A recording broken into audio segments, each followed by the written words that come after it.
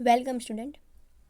અગાઉના વિડીયો લેક્ચરમાં આપણે મેનેજમેન્ટ અકાઉન્ટમાં તમારી થિયરી જે લાસ્ટમાં બાકી છે તેના વિશે આપણે જોઈ રહ્યા છીએ, જેમાં આપણે યુનિટ નંબર 1 એ તમારો જે પાર્ટ છે નાણાકીય પત્રકો અને તેનું વિશ્લેષણ, તેની થિયરી છે એ આપણે જોઈ રહ્યા છીએ. જેમાં આપણે અગાઉના લેક્ચરમાં છે એ આપણે તુલનાત્મક પત્રકો એટલે શું અને તેની જે માહિતી છે તેના વિશે આપણે ચર્ચા કરી હતી કે તુલનાત્મક પત્રકો છે એ કોને કહેવાય છે. તુલનાત્મક પત્રક છે એ શું છે તો કે નાણાકીય વિશ્લેષણ માટેનું એક પત્રક છે કે જે કોઈ પણ કંપની છે તૈયાર કરી શકે છે. એક એવું સ્ટેટમેન્ટ છે કે કોઈ પણ કંપની જો નફા નુકસાન ખાતું ને પાકું સરવૈયું બનાવ્યું હોય અને જો તમારે 2 કે 3 વર્ષના હિસાબોની એક સાથે માહિતી જોતી હોય ત્યારે તુલનાત્મક પત્રક છે એનો ઉપયોગ કરવામાં આવે છે. તેવી જ બીજી નાણાકીય પત્રકોના વિશ્લેષણની પદ્ધતિ છે જેને કહેવાય છે વલણ દર્શાવતી ટકાવારી. એટલે શું? એટલે કે નાણાકીય પત્રકોનું જે વિશ્લેષણ છે એ કરવા માટેની વલણ દર્શાવતી ટકાવારી એ શું છે? નાણાકીય વિશ્લેષણની એક પદ્ધતિ છે. જેમ તુલનાત્મક પત્રકો બનાવવામાં આવે છે નાણાકીય વિશ્લેષણ માટે, એવી જ રીતે વલણ દર્શાવતી ટકાવારીની પદ્ધતિ પણ ઉપયોગી થાય છે. શેમાં? તો કે ભાઈ નાણાકીય પત્રકોના વિશ્લેષણમાં. તો કેવી રીતે હોય છે આનું? તો કે ભાઈ ધંધાની પરિસ્થિતિનું પૃથ્થકરણ કરવા માટે 3, 5 કે 7 વર્ષના તુલનાત્મક આંકડાઓ અનેક રીતે રજૂ થઈ શકે છે અને તેમાંની એક રીત છે વલણ દર્શાવતી રીત. તો કે જ્યારે ધંધામાં તમારે 1 કરતાં 3, 5 અને કહેવાય ને કે 7 વર્ષના આંકડાઓ હોય, ધંધામાં ખરીદીના હોય, વેચાણના હોય, પાકા સરવૈયાની માહિતીના હોય, એ દરેક માહિતીના આંકડાઓ જ્યારે 7થી કે 5થી કે 3 વર્ષના આંકડા હોય એની સરખામણી કરવા માટે ટકાવારી કે વલણની પદ્ધતિ છે એનો ઉપયોગ થાય છે. તો કેવી રીતે હોય? તો કે ભાઈ આ પદ્ધતિમાં કોઈ 1 વર્ષના આંકડાને આધાર ગણવામાં આવે છે. કોઈ 1 વર્ષ હોય ને તમારે કેવું વર્ષ તરીકે લેવાનું આવે? આધાર વર્ષ તરીકે લેવાનું આવે અને તેને બધા આંકડાઓને 100 ગણી લેવામાં આવે છે. એટલે કે બીજા વર્ષના આંકડાઓને તેની સાથે સરખાવી ટકાવારીમાં રજૂ કરવામાં આવે છે.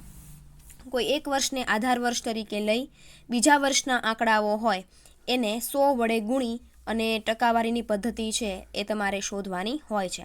તમને એક ઉદાહરણ આપ્યું છે કે દાખલા તરીકે 1998, 99, 2000 અને 2001માં એક કંપનીના ધંધામાં રોકડ શિલ્લક અનુક્રમે 10,000, 12,000 અને 17,000 હતી. જો આપણે આ ત્રણેયને સરખાવવા 1998ના વર્ષને આધાર વર્ષ ગણીએ તો તેની રોકડ શિલ્લક 10,000 ને 100 ગણવામાં આવે અને તેના આધારે 99, 2000ની રકમ 12,000 ને 120 ગણાય છે. તો શું કહે છે? તો કે તમારે છે એ કોઈ પણ એકને આધાર વર્ષ લેવાનું છે અને તેની માહિતીને 100 વડે છે એ ગુણવાની છે. એટલે કેવી રીતે? તો આવી રીતે થાય. જુઓ, 12,000 વર્ષ 2000 આપણે કયું જોઈએ છીએ? 99 અને 2000નું. 12,000 છેદમાં 10,000 ગુણ્યા 100 એટલે તમને શું મળશે? 120 મળે. બરાબર? તો કોઈ પણ 1 વર્ષને આધાર વર્ષ તરીકે લેવાનું છે અને એને એ છેદમાં મૂકવાનું છે અને જે વર્ષની તમારે ટકાવારી શોધવી હોય એની માહિતીને ઉપર મૂકવાની, એટલે કે અંશમાં. એટલે કે 12,000 ભાગ્યા 10,000 ગુણ્યા 100 કરશો એટલે તમને શું મળશે? જે તે વર્ષની ટકાવારી છે મળે છે. તો જ્યારે 3, 4, 5 કે 7 વર્ષના આંકડાઓની તુલના કરવાની હોય ત્યારે આ પ્રકારની નાણાકીય હિસાબી પદ્ધતિમાં આ પ્રકારની ટકાવારીનો ઉપયોગ કરવામાં આવે છે. બીજા શબ્દોમાં રજૂ કરીએ તો વલણ ટકાવારી એક પ્રકારનો સૂચકાંક છે. કારણ કે અહીંયા આપણે આધાર વર્ષને એવું બધું જોઈએ તો એક પ્રકારે આ શું કહેવાય? સૂચકાંક કહેવાય. અને કેટલાક વર્ષોમાં જુદી જુદી આવક, ખર્ચ, વેચાણ, નફો, દેવાદાર, લેણી હુંડી, ચાલુ મિલકતો, ચાલુ દેવાઓ વગેરે શું વલણ ધરાવે છે તે સરખાવવામાંથી ઘણી ઉપયોગી માહિતી મળી રહે છે. તો વલણ પદ્ધતિનો ઉપયોગ શું થાય? તો કે ભાઈ તમારા ધંધામાં ઘણી બધી આવક હોય, ખર્ચ હોય, દેવાદારો હોય, નફો હોય, લેણી હુંડી છે, ચાલુ મિલકત છે, ચાલુ દેવા છે, આ બધી માહિતી છે એની સરખામણી કરવા માટે ટકાવારીની પદ્ધતિ છે એ ઉપયોગી થાય છે. તો એના કેટલાક મહત્વના મુદ્દાઓ છે કે વલણ ટકાવારીના કેટલાક મહત્વના મુદ્દાઓ છે એ આપણે જોઈએ. તો પહેલું શું છે? તો કે બધી વિગતો અંગે વલણ ટકાવારી શોધવામાં આવતી નથી. તો કે બધી જ માહિતી માટે તમે કાંઈ વલણ છે કે વલણની ટકાવારી છે એ શોધી શકો નહીં. કારણ કે વલણ ટકાવારીનો ઉદ્દેશ કોઈ એક વિગત વચ્ચે તાર્કિક સંબંધ હોય તેની સરખામણી કરવાનો છે.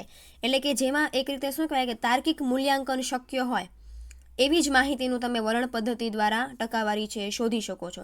દરેક આંકડાઓની છે એ તમે વલણ ટકાવારીની પદ્ધતિ દ્વારા ટકાવારી છે એ શોધી શકતા નથી. વળી કોઈ એક વિગતમાં થતો ફેરફાર પૂરતી માહિતી આપી શકતો નથી, પરંતુ સંબંધિત વિગતોમાં થતા ફેરફાર સરખાવવાથી ઉપયોગી અનુમાનો તારવી શકાય છે. તો કે ભાઈ પહેલી માહિતી શું છે મહત્વનો મુદ્દો, તો કે ભાઈ દરેક પ્રકારની વિગતોની વલણની ટકાવારી તમે શોધી શકતા નથી. વલણની ટકાવારી એવી જ માહિતીની શોધવામાં આવે છે કે જેમાં તાર્કિક સંબંધ હોય. પછી દાખલા તરીકે તમે શું છે સ્ટોક, દેવાદારો, લેણી હુંડી વગેરેમાં વધારો થઈ રહ્યો હોય અને વેચાણમાં ઘટાડો થઈ રહ્યો હોય તો તે પ્રતિકૂળ પરિસ્થિતિનું સૂચન કરે છે. તે પ્રમાણે એક બાજુ વેચાણ ઘટી રહ્યું છે તો બીજી બાજુ ડિબેન્ચર બહાર પાડવાથી તેમાં મળેલ નાણાં દ્વારા નવા યંત્રો ખરીદવામાં આવી રહ્યા છે. એટલે તમારે ખાલી એટલું જ યાદ રાખવાનું છે કે વલણ પદ્ધતિ બધા માટે ઉપયોગી નથી. બીજું છે વલણ ટકાવારી અમુક આઇટમમાં વધારે કે ઘટાડો થઈ રહ્યો છે તેનું સૂચન કરે છે અને તે પ્રતિકૂળ અને અનુકૂળ વલણ માત્ર સૂચવે છે. તેના પરથી કોઈ ચોક્કસ અનુમાન બાંધતા પહેલાં વધુ વિશ્લેષણ કરવું આવશ્યક છે. હવે તમે કોઈ પણ માનો કે તમે દેવાદારો છે, વેચાણ છે, તમારા ધંધાના નફા નુકસાન ખાતું કે પાકા સરવૈયામાં આવતી કોઈ પણ માહિતી માટે તમે વધારો ઘટાડો છે એ તમે નોંધો છો.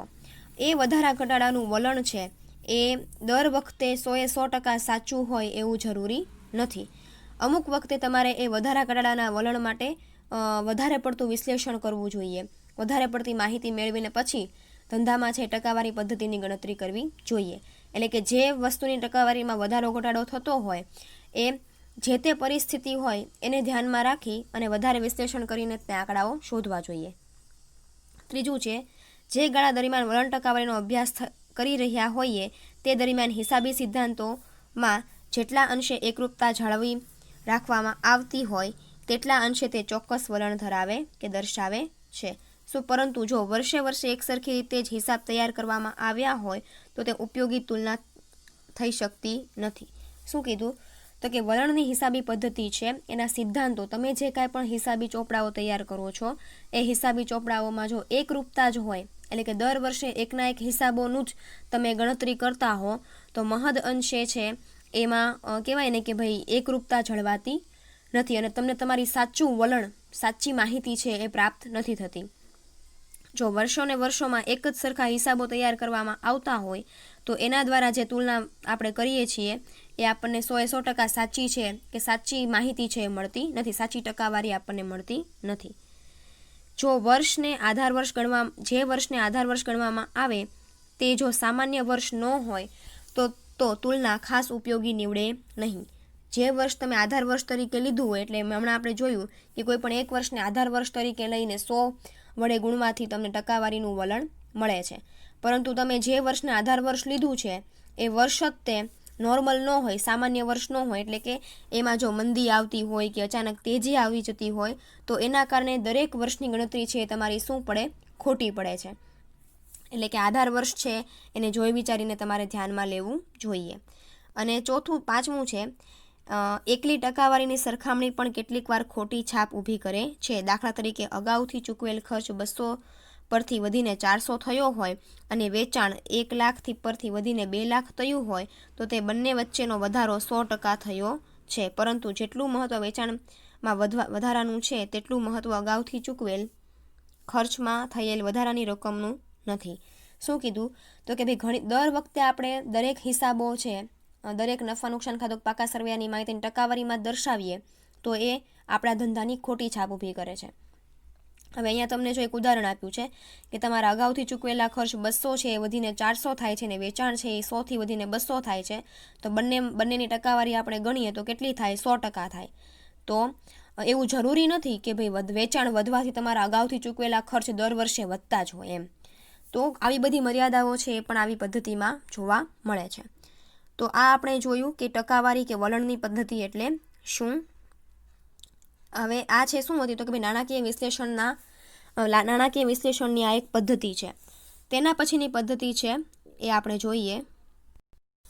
પછીની પદ્ધતિ છે સામાન્ય માપના પત્રક સમજાવો. જેમ તુલનાત્મક પત્રક છે તેમ સામાન્ય માપ પત્રક પણ નાણાકીય પત્રકો માટેનું એક સાધન છે, નાણાકીય પત્રક તૈયાર કરવા માટેનું એક સાધન છે. હવે આ કેવી રીતે હોય તો કે ધંધાની કુલ મિલકતોના પ્રમાણમાં કે કુલ વેચાણના પ્રમાણમાં તેની જુદી જુદી આઇટમોમાંથી કેવો ફેરફાર થઈ રહ્યો છે તેનો ખ્યાલ મેળવવા માટે સામાન્ય માપના પત્રકનો ઉપયોગ થાય છે. ધંધામાં જે કુલ મિલકત છે અને તમારા ધંધાનું જે કુલ વેચાણ છે એ બંનેની માહિતીને ધ્યાનમાં રાખી આખા વર્ષ દરમિયાન કેટલા પ્રકારના ખર્ચ થયા છે અને કેટલા પ્રકારની જવાબદારી કે દેવાઓ વધ્યા છે કે ઘટ્યા છે તે ખ્યાલ મેળવવાના પત્રકને કેવું પત્રક કહેવાય? સામાન્ય માપનું પત્રક કહેવાય. બે કંપનીના વલણો સરખાવતા હોઈએ કે આખા ઉદ્યોગના વલણો સાથે કોઈ એવું સામાન્ય માપ નથી જેનો ઉપયોગ કરી શકાય, પરંતુ જો નાણાકીય પત્રકો એવી રીતે રજૂ કરવામાં આવે કે દરેક બાબતો કુલ મિલકતોના કેટલા ટકા છે અને કુલ વેચાણના કેટલા ટકા છે તો તે સરખામણી થઈ શકે છે. શું કીધું તો કે ભાઈ કોઈ પણ બે કંપની વચ્ચે એની સરખામણી કરવાની અહીંયા વાત નથી. અહીંયા માત્ર શું વાત છે કે જ્યારે તમારે એ જોવું હોય કે તમારી કુલ મિલકત છે તેની સામે કુલ કેટલા દેવા છે અને તમારા કુલ વેચાણ સામે કેટલા તમારા કુલ ખર્ચ છે, એ માહિતી જ્યારે તમારે જાણવી હોય ત્યારે ને ત્યારે તમારે સામાન્ય માપ પત્રકનો ઉપયોગ કરવાનો. કઈ માહિતી? તો કે ભાઈ કુલ મિલકતો સામે કેટલી ટકાવારીના દેવા છે અને કુલ વેચાણ સામે તમારા કેટલા ખર્ચ છે એની માહિતી જાણવી હોય ત્યારે તમને સામાન્ય માપ પત્રક છે ઉપયોગી થાય છે. પછી તમને એક ઉદાહરણ આપ્યું છે કે કુલ મિલકતોમાં રોકડનું પ્રમાણ રજૂ કરવા કુલ મિલકતને 100 ધારીને તેના આધારે રોકડની ટકાવારી રજૂ કરી શકાય. એટલે શું કીધું છે કે 2031મી માર્ચે એક કંપનીની કુલ મિલકત 10 લાખ હોય ને રોકડ 50,000 હોય તો કુલ મિલકતના 5% જેટલી રોકડ છે તેવું કહેવાય. અહીંયા શું કીધું છે કે અહીંયા પણ તમારે 100 વડે જ તે ભાગાકાર કે ગુણાકાર કરવાનો છે.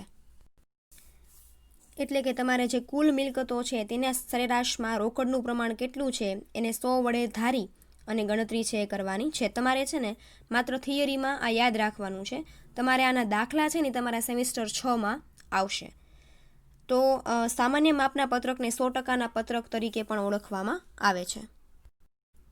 તો કે ભાઈ સામાન્ય માપના પત્રકોને 100%ના પત્રો તરીકે પણ ઓળખવામાં આવે છે. હવે સામાન્ય માપ પત્રક છે એ બે રીતે તૈયાર કરવામાં આવે છે. એક તો સામાન્ય માપના પત્રક અને પાકા સરવૈયાની રીતે. પાકું સરવૈયું હોય એને સામાન્ય માપ પત્રકમાં ફેરવવામાં આવે છે અને બીજી છે એ નફા નુકસાન ખાતાને પણ સામાન્ય માપ પત્રકમાં ફેરવવામાં આવે છે. આ બે રીતે સામાન્ય માપ પત્રક છે બે ખાતાઓ પરથી તૈયાર કરવામાં આવે છે. કયા તો કે ભાઈ નફા નુકસાન ખાતાના આધારે પણ સામાન્ય માપ પત્રક તૈયાર થાય છે અને પાકા સરવૈયાના આધારે પણ સામાન્ય માપ પત્રક તૈયાર થાય છે. અહીંયા જો સામાન્ય માપ પત્રક પાકા સરવૈયાના આધારે તૈયાર થતું હોય તો કુલ મિલકતોને 100 ગણીને દરેક મિલકતોની ટકાવારી કેટલા ટકા છે તે પાકા સરવૈયા દ્વારા રજૂ કરવામાં આવે છે. એટલે કે દરેક મિલકતોના પ્રમાણમાં 100 વડે ગુણવામાં આવે છે. તો કે કઈ રીતે? તો કે ભાઈ સામાન્ય માપ પત્રકમાં અહીંયા કુલ મિલકતોને 100 ગણવામાં આવે છે. દાખલા તરીકે જુઓ, તમને કોઈ એક કંપનીના પાકા સરવૈયામાં આવી માહિતી આપેલી હોય કે ચાલુ મિલકતો હોય તો રોકડ છે, દેવાદાર છે, સ્ટોક છે, એની માહિતી આપેલી હોય તો સામાન્ય માપ પત્રક કેવી રીતે તમારે જોવાનું પાકા સરવૈયાના આધારે?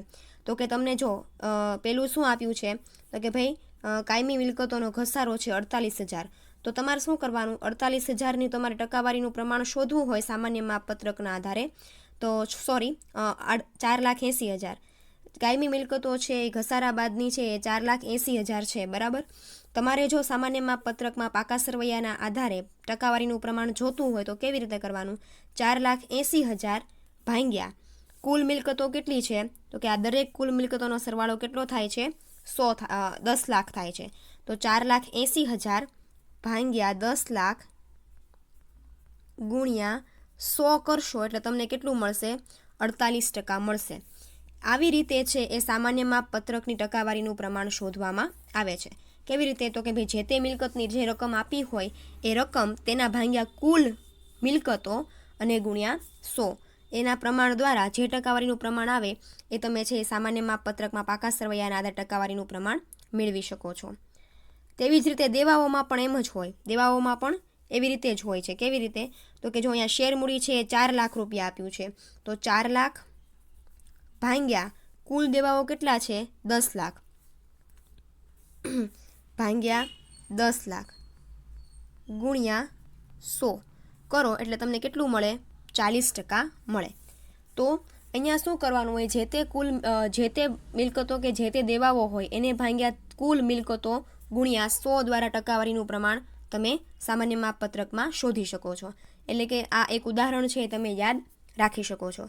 જેવી રીતે સામાન્ય અહીંયા ઉપર જે આપણે અહીંયા સમજ્યા એ જ માહિતી છે એ તમને નીચે સમજાવેલી છે. તેવી જ રીતે સામાન્ય માપપત્રકમાં નફા નુકસાન ખાતાના આધારે પણ સામાન્ય માપપત્રક છે તમે બનાવી શકો છો. કેવી રીતે? તો કે ભાઈ સામાન્ય માપપત્રક છે પાકા સર્વેના આધારે આપણે બનાવ્યું ત્યારે આપણે મિલકતોને ધ્યાનમાં લીધી હતી. તો અહીંયા તમારે નફા નુકસાન ખાતામાં શેને ધ્યાનમાં લેવાનું? વેચાણને તમારે 100% તરીકે ધ્યાનમાં લેવાનું. એટલે કે ખર્ચની દરેક આઇટમને આધારે ટકાવારી શોધવામાં આવે. ધારો કે વેચાણ ₹5 લાખ છે અને પગાર 50,000 હોય તો વેચાણને તમારે કેટલું ધારવાનું? 100% છે એ ધારવાનું થાય. એટલે કે શું, કેવી રીતે ગણતરી કરવાની? તો કેવી રીતે ગણતરી કરવાની? તો કે ભાઈ તમારે 50,000 જે તે વર્ષનો પગાર ચૂકવ્યો હોય એ પગાર ભાગ્યા કુલ વેચાણ 5 લાખ ગુણ્યા તમે 100 કરો એટલે તમને મળે 10%. એટલે અહીંયા તમારે કોને 100% તરીકે ધારણા કરવાની? વેચાણને 100% તરીકે ધારણા કરવાની. તો એ આધારે સામાન્ય માપપત્રક નફા નુકસાન ખાતાના આધારે તૈયાર થાય છે. તો આવી રીતે સામાન્ય માપપત્રક છે એ તમે જોઈ શકો છો. ઉદાહરણ તમે આવી રીતે યાદ રાખી શકો છો. તો અહીંયા તમારી જે યુનિટ નંબર 1 એ છે નાણાકીય પત્રકો અને તેના વિશ્લેષણની થિયરી પૂરી થાય છે. તેના પછી તમારી જે થિયરીનો બીજું યુનિટ છે, યુનિટ નંબર 4 એ મેનેજમેન્ટ અકાઉન્ટિંગ એટલે કે સંચાલકીય હિસાબી પદ્ધતિ. ગુજરાતીમાં એને સંચાલકીય હિસાબી પદ્ધતિ કહેવાય, ઇંગ્લિશમાં એને કહેવાય મેનેજમેન્ટ અકાઉન્ટિંગ. તો એની પણ એક થિયરી છે તમારે જોવાની આવે છે. તો સામાન્ય રીતે છે, સૌથી પહેલાં આપણે થોડી ઘણી પ્રસ્તાવના જોઈ લઈએ કે છેલ્લા 50 વર્ષ દરમિયાન ઉત્પાદન કરતી કંપની અને સેવાઓ આપતી કંપનીઓને ધંધાકીય પર્યાવરણમાં ધરખમ ફેરફારોનો સામનો કરવો પડ્યો છે. તો કે ભાઈ જેમ જેમ નવી ટેકનોલોજી આવતી ગઈ, જેમ જેમ નવા આંતરરાષ્ટ્રીય સ્તરે હરીફાઈ વધતી ગઈ, એવી જ રીતે દરેક જગ્યાએ આપણે ડેવલપમેન્ટ છે એ જોઈએ છે. વૈજ્ઞાનિક પદ્ધતિઓ છે એનો અમલ આવવા માંડ્યો છે, ટેકનોલોજીનો ઝડપથી વિકાસ થયો છે, જેના કારણે હવે આપણે એકાઉન્ટન્સીમાં પણ હિસાબોમાં પણ વૈજ્ઞાનિક ઢબે નિર્ણય લેવો જરૂરી બન્યો છે. તો સંચાલકીય હિસાબી પદ્ધતિ એટલે શું? તો કે ભાઈ ટેકનોલોજીમાં ઝડપી ફેરફાર થઈ રહ્યા છે, જેના કારણે વસ્તુનું જીવનચક્ર ટૂંકું થતું જાય છે, ગ્રાહક સર્વોપરી થતો જાય છે. અને આ બધી બાબતોનો વિચાર કરતાં હવે સંચાલકોએ ખૂબ સાવચેતીપૂર્વક ધંધાકીય નિર્ણયો લેવાના હોય છે. આ માટે તે અકાઉન્ટ્સ માટેનો પૂરતા પ્રમાણમાં ભરપૂર હિસાબી માહિતીની અપેક્ષા રાખે છે, જેના આધારે વૈજ્ઞાનિક ઢબે ધંધાકીય નિર્ણયો લઈ શકાય છે. માટે મેનેજમેન્ટ અકાઉન્ટન્સીની જરૂર પડી છે. તો કે ધંધામાં ટેકનોલોજી આવતા સંચાલકોનો છે જે અકાઉન્ટ્સ છે એની પૂરેપૂરી હિસાબી પદ્ધતિનું જ્ઞાન છે અકાઉન્ટ લખનારને હોવું જોઈએ. અને આ માટે ધંધાકીય નિર્ણયોનો વૈજ્ઞાનિક ઢબે વિચાર કરવા માટે મેનેજમેન્ટ અકાઉન્ટન્સી છે જરૂરી, એટલે કે સંચાલકીય હિસાબી પદ્ધતિ છે જરૂરી બની છે. સંચાલકીય હિસાબી પદ્ધતિની વ્યાખ્યા, તો કે ભાઈ કેવી સંચાલકીય હિસાબી પદ્ધતિની વ્યાખ્યા શું છે? તો આપણે જોઈએ તો કે 1950માં એંગ્લો અમેરિકન કાઉન્સિલ ઓફ પ્રોડક્ટિવિટીએ પ્રગટ કરેલ પોતાના અહેવાલ પછી વધુ પ્રચલિત બન્યો. ત્યારે સૌ પ્રથમ મેનેજમેન્ટ અકાઉન્ટન્સીની વ્યાખ્યા શું છે?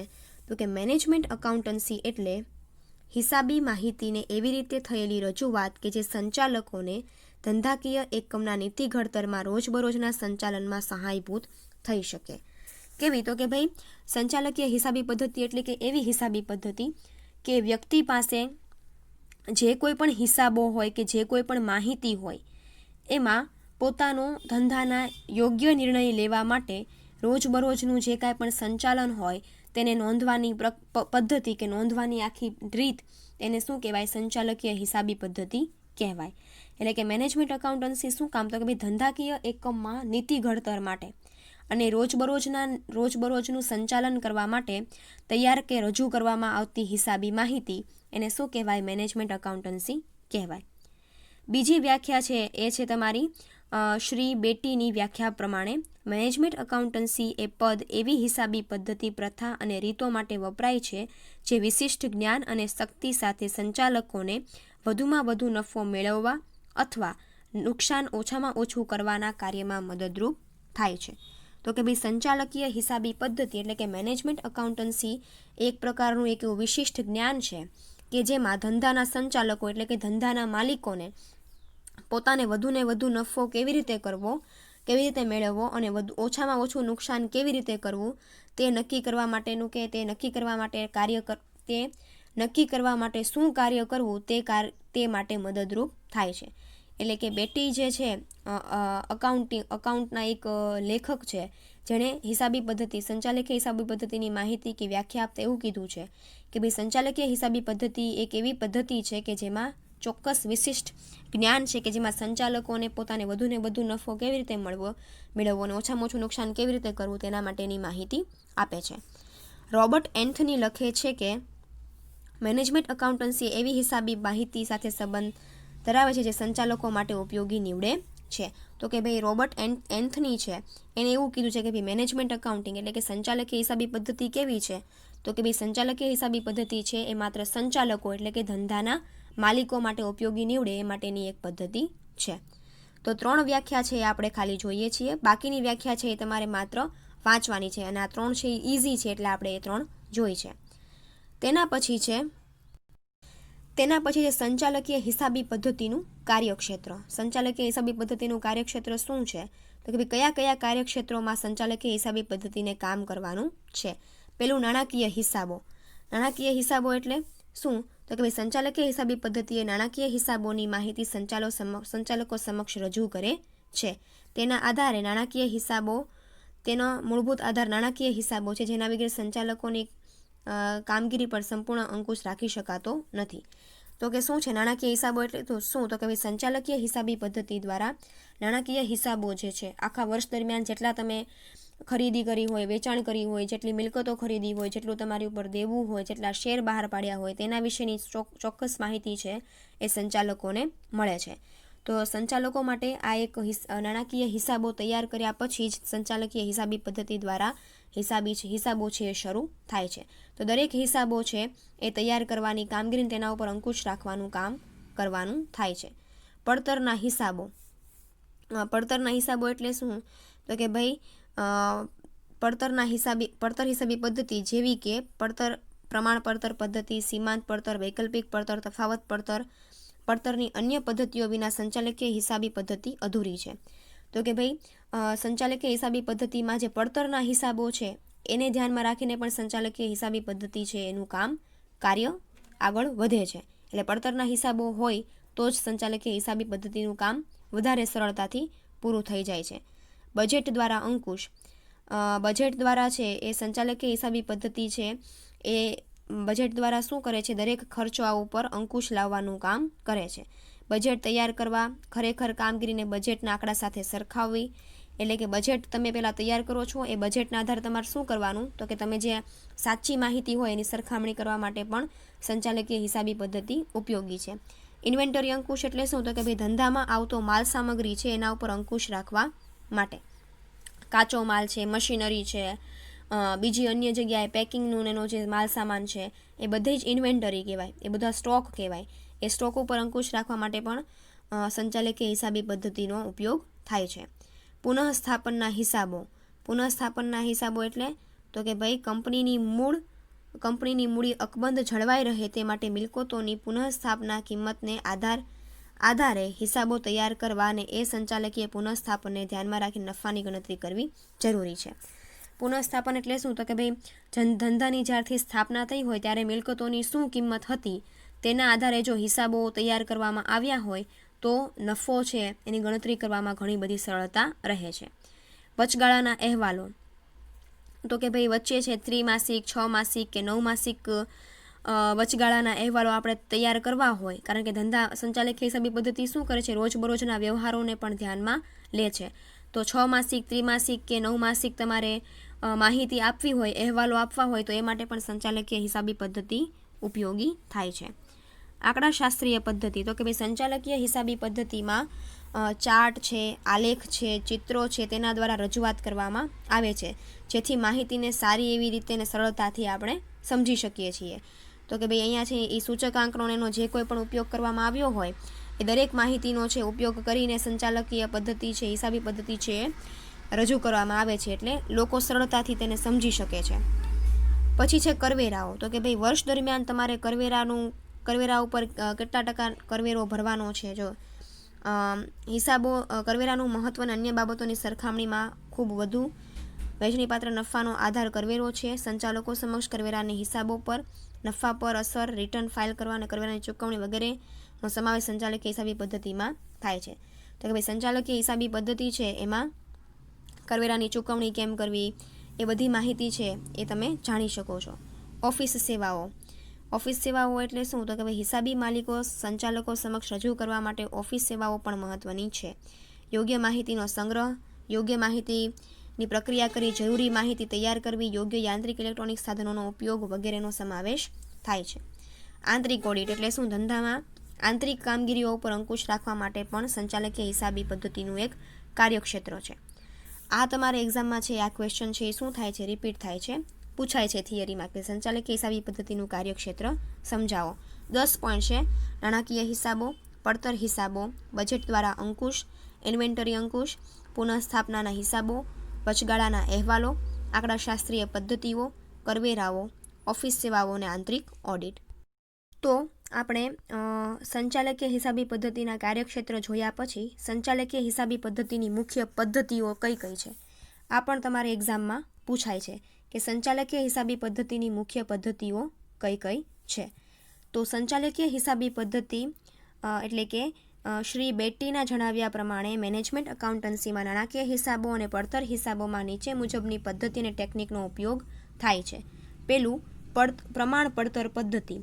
પ્રમાણ પડતર પદ્ધતિમાં શું છે? તો કે એક પદ્ધતિમાં દરેક પ્રકારના ખર્ચ માટે અગાઉથી પ્રમાણો નક્કી કરવામાં આવે છે. ખરેખર થયેલા ખર્ચને પ્રમાણો સાથે સરખાવીને તફાવત શોધી કાઢવામાં આવે છે. શું કરવાનું? કોઈ પણ ખર્ચ હોય એ ખર્ચનું પહેલાં અગાઉથી એક પ્રમાણ નક્કી કરવામાં આવે છે. દાખલા તરીકે વેચાણ હોય તો વેચાણને આપણે અગાઉના આંકડાઓના આધારે કદાચ આ વર્ષે વેચાણ છે આપણે 10 લાખ રૂપિયા નક્કી કર્યું હોય, એ 10 લાખ રૂપિયા નક્કી કર્યા પછી તમને ખરેખર વેચાણ તમે આ વર્ષે કેટલું કરો છો એ બંને વચ્ચે જે તફાવતની સરખામણી કરો એને કેવી સરખામણી કહેવાય? પ્રમાણ પડતરની સરખામણી કહેવાય. એટલે અગાઉથી પ્રમાણ નક્કી કર્યું હોય તેના આધારે ખરેખર થયેલા ખર્ચના તફાવતને સરખાવવાની પદ્ધતિ. બીજું છે સીમાંત પડતર પદ્ધતિ. તો સીમાંત પડતર પદ્ધતિ છે એ આધુનિક પડતર પદ્ધતિ છે જેમાં કુલ પડતરને 2 ભાગમાં વહેંચવામાં આવે છે, એક ચલિત અને એક સ્થિર ખર્ચ. તો કે ભાઈ સીમાંત પડતર છે એ કેવી છે? તો કે ભાઈ વર્તમાન સમયની આધુનિક પડતરની પદ્ધતિ છે. તેમાં પડતરને 2 ભાગમાં વિભાજિત કરવામાં આવે છે, એક ચલિત અને એક સ્થિર. વસ્તુની એકમ દીઠ ઉત્પાદન પડતરમાં સ્થિર ખર્ચ ઉમેરવામાં આવતો નથી. સંચાલકો સમક્ષ આવક નફા અંગેની માહિતી રજૂ કરવા માટે તે ઉપયોગી છે. તો કે ભાઈ વસ્તુની જે પડતર હોય તેમાં સ્થિર ખર્ચને પછી ધ્યાનમાં લેવામાં આવતો નથી. સ્થિર ખર્ચને માત્ર એકવાર ધ્યાનમાં લેવામાં આવે, પછી ધ્યાનમાં લેવામાં આવતો નથી. સંચાલકોને પોતાની આવક કેટલો થઈ છે, નફો કેટલો થયો છે તેની માહિતી જાણવા માટે સીમાંત પડતર પદ્ધતિ જરૂરી છે. આનું આખું એક ચેપ્ટર છે, યુનિટ છે, એ તમે સેમિસ્ટર 6માં આગળ જોશો. ત્રીજું છે અંદાજપત્રીય અંકુશ. તો કે ધંધાકીય એકમની યોજનામાં નાણાંના એકમો રજૂ કરવામાં આવે છે.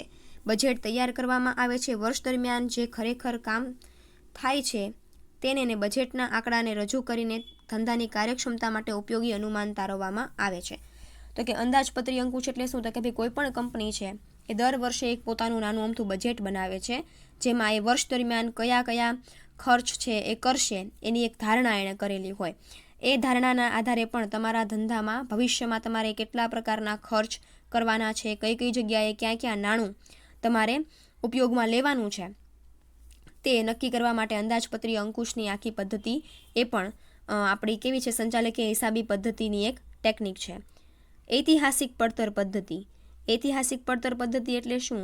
ઉત્પાદન પૂરું થઈ ગયા પછી અને બધા ખર્ચ થઈ ગયા પછી જે પડતર શોધવામાં આવે તેને ઐતિહાસિક પડતર કહેવાય છે.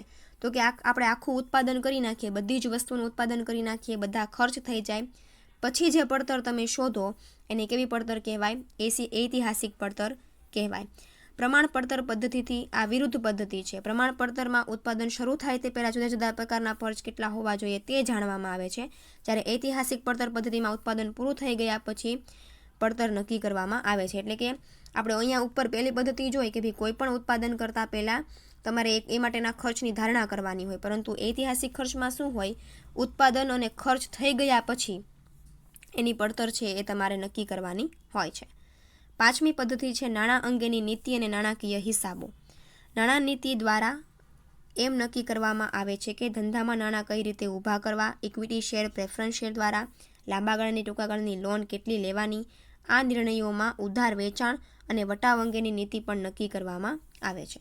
તો કે ભાઈ નાણાં અંગેની નીતિ નાણાકીય હિસાબોમાં શું હોય, તો કે ભાઈ ધંધામાં તમે નાણું કેવી રીતે લાવશો. તમે લોન લઈને તમારા ધંધામાં નાણું લાવશો, ઇક્વિટી શેર બહાર પાડશો, ડિબેન્ચર બહાર પાડશો, પ્રેફરન્સ શેર બહાર પાડશો, કે તમે કોઈને વટાવ દ્વારા નાણાં આપશો કે વટાવ દ્વારા નાણાં મેળવશો. એટલે કે વર્ષ દરમિયાન તમારા ધંધામાં તમે નાણાં કેવી રીતે અને ક્યાંથી લાવશો એ માટે આખી નાણાકીય નીતિને નાણાં હિસાબોને જોવામાં આવે છે. છઠ્ઠી છે નિયંત્રણ હિસાબી પદ્ધતિ. આ કોઈ હિસાબી પદ્ધતિ નથી, પરંતુ અંકુશ માટે જુદી જુદી ટેકનિકોના સમૂહને નિયંત્રણ હિસાબી પદ્ધતિ કે કંટ્રોલ એકાઉન્ટિંગ કહે છે. પ્રમાણ પડતરના વિચલન પૃથ્થકરણ દ્વારા, અંદાજપત્રીય અંકુશના સ્ટેટમેન્ટ અને રિપોર્ટ દ્વારા, આંતરિક અંકુશ દ્વારા, આંતરિક ઓડિટ દ્વારા આ અંકુશ શક્ય બને છે. નિયંત્રણ હિસાબી પદ્ધતિ શું છે, તો કે ભાઈ એક ચોક્કસ પદ્ધતિ નથી, પરંતુ ધંધામાં તમે તમારા ખર્ચાઓ પર અંકુશ છે એ કેવી રીતે લાવો છો એના આધારે છે એ નિયંત્રણ હિસાબી પદ્ધતિ છે એ કામ કરે છે. ઘણીવાર તમે અંદાજપત્ર તૈયાર કરીને તમારા ખર્ચ ઉપર અંકુશ લાવતા હો છો. ઘણીવાર તમે ઓડિટ દ્વારા, આંતરિક અંકુશ દ્વારા, ઓડિટ દ્વારા પણ તમારા ધંધાના ખર્ચાઓ ઉપર અંકુશ લાવો છો. તો કે ભાઈ અંકુશ લાવવા માટે તમે ધંધામાં જે કાંઈ પણ નિયંત્રણ કરતા હો એને નિયંત્રણ હિસાબી પદ્ધતિ કહેવાય. હિસાબો પરથી નિર્ણય. ઉપર જણાવેલી જુદી જુદી પદ્ધતિઓ દ્વારા જુદી જુદી જે માહિતી રજૂ થાય છે તેના પરથી મેનેજમેન્ટ એકાઉન્ટ વૈકલ્પિક નિર્ણયો સૂચવે છે. સંચાલકો સમક્ષ તે અંગે નિર્ણય સંપૂર્ણ માહિતી રજૂ કરે છે અને તેમાં કયા પગલાં શ્રેષ્ઠ છે તેનો શો નિર્ણય કરવો જોઈએ તે અંગે મેનેજમેન્ટ એકાઉન્ટન્ટ સૂચન કરે છે. ઉપર આપણે જેટલી પદ્ધતિ જોઈ એ પદ્ધતિના દરેક માહિતી રજૂ કર્યા પછી મેનેજમેન્ટ એકાઉન્ટન્ટ શું કરે, મેનેજમેન્ટ એકાઉન્ટન્ટ જોવે કે કઈ પદ્ધતિ આપણા ધંધા માટે સૌથી સારી અને યોગ્ય છે. તો એને ધ્યાનમાં રાખી એની વૈકલ્પિક નિર્ણયોને પણ ધ્યાનમાં રાખે. એટલે કે આ પદ્ધતિનો બીજો ઓપ્શન શું છે એનો બેકઅપ પ્લાન પણ વિચારી અને મેનેજમેન્ટ એકાઉન્ટન્ટ છે એ પોતાનો નિર્ણય જણાવે છે કે ભાઈ સંચાલકીય હિસાબી પદ્ધતિ માટે કઈ અંકુશની પદ્ધતિ છે એ યોગ્ય છે. તો તમારે આ 6 પદ્ધતિઓ પણ પૂછાય છે કે સંચાલકીય હિસાબી પદ્ધતિની મુખ્ય ટેકનિકો શું છે, મુખ્ય પદ્ધતિઓ શું છે એ પણ તમારે પૂછાય છે. તો આજે આપણે થિયરીમાં આટલું રાખીએ છીએ. હવે તમારે જે એક્ઝામમાં બીજો જે ક્વેશ્ચન પૂછાય છે એ છે તમારો આ સંચાલકીય હિસાબી પદ્ધતિ અને નાણાકીય હિસાબી પદ્ધતિ વચ્ચેનો તફાવત, જે આપણે નેક્સ્ટ લેક્ચરમાં જોઈશું. Thank you.